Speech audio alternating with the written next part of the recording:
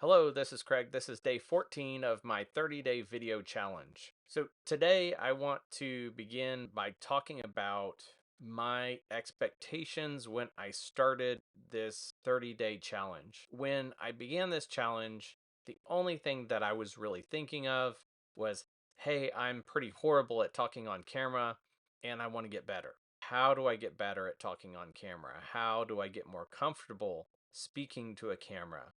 And how do I relate to a camera as if I would to a human? That encompassed my whole thought process, was just how do I get better at this? And so the more that I do this, and every day that I do this, I see different aspects that I didn't see before. I mentioned as I began this process, all I was concerned about was trying to get better at speaking on camera. And while that's completely valid, and that was my motivation, something that learned was there's so much more to this. And I had no idea what I was in for when I started just about 2 weeks ago. And so as I started looking at other videos of other creators that were posting similar videos or doing similar challenges, it got me thinking about other things that I would never have thought about. So, I mentioned before that I started looking at things at church differently. I started looking at how Life Church does their lighting, how they tell the story, how they script things out within an experience. So I started to see those things that I did not see before. And likewise, as I started to watch more YouTube videos and started to study other creators that are doing this full time or they're doing it on the side, I started to kind of study what they're doing.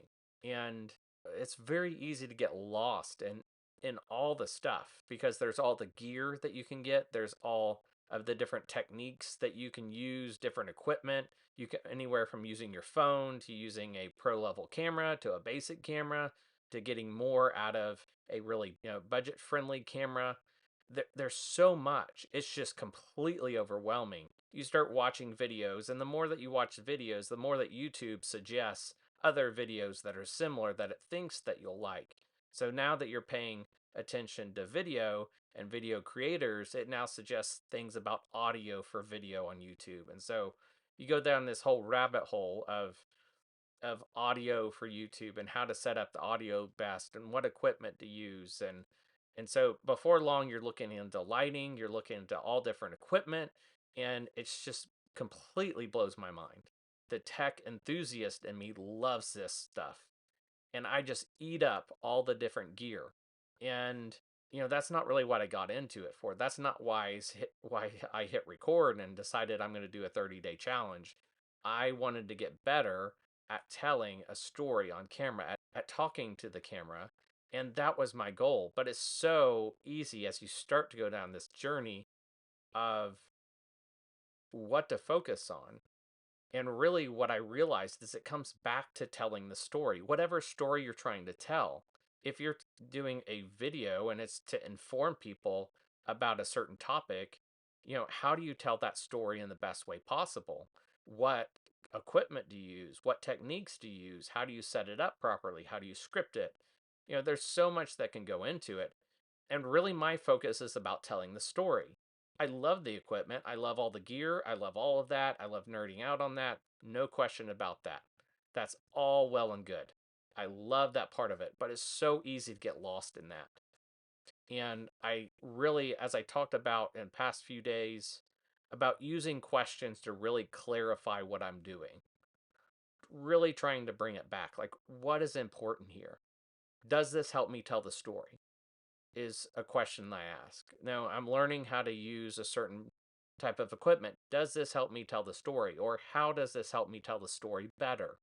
If it doesn't, then maybe I'm just doing it for entertainment. Maybe I'm watching it for entertainment. So I'm using that question about, okay, this looks like a great thing to learn, but how does this help me tell a better story? It doesn't mean that I'm not going to watch those videos on how, what gear to get, how to get the most out of the equipment you have, those type of things. I think those are valuable, but I think it's really helpful to ask questions. How does this help me tell a better story? That is what I'm really committed to here, is not Yes, it is getting better on camera. It's getting better speaking to the camera, but it's getting better at telling a story. And video is just a different way of telling a story.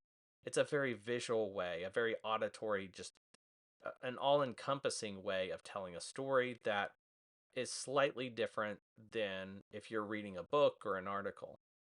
And so as I start to learn all this stuff and sometimes get overwhelmed, I have to remind myself this is just another way of telling a story.